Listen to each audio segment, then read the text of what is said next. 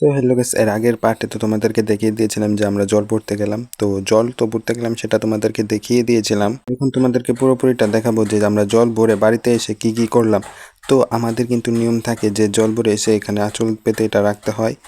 এরপর মূলত একটা সোহাগ মাগতে না কি বলে জানি, সেটা আমি জানি না। তো সেটাই কিন্তু করতে বসে পড়লো, প্রথমে আমাদের ঘরেই করলো।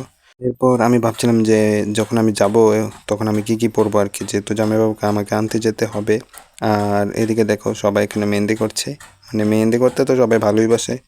তো এখানে ফুলটা দেখতে পাচ্ছ, এটা আমি সাজিয়েছি। আর কিছুক্ষণ পরেই দেখতে পাই যে এখানে ডেকোরেটররা কুঞ্জটা দেখেছে, এটা আমাদেরকে সাজাতে হবে।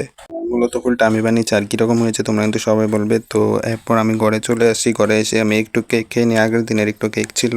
তো এরপর আর কি করা যাবে, তো রেডি হয়ে গিয়েছিলাম কিন্তু আমি। এরপরে চলে গিয়েছিলাম এই কুঞ্জটা সাজাতে। তো কুঞ্জ টুঞ্জ সাজানোর পর আবার চলে গিয়েছিলাম গেটটা তোমাদেরকে দেখাতে। গেটটা কীরকম হয়েছে কমেন্টটা অবশ্যই বলবে।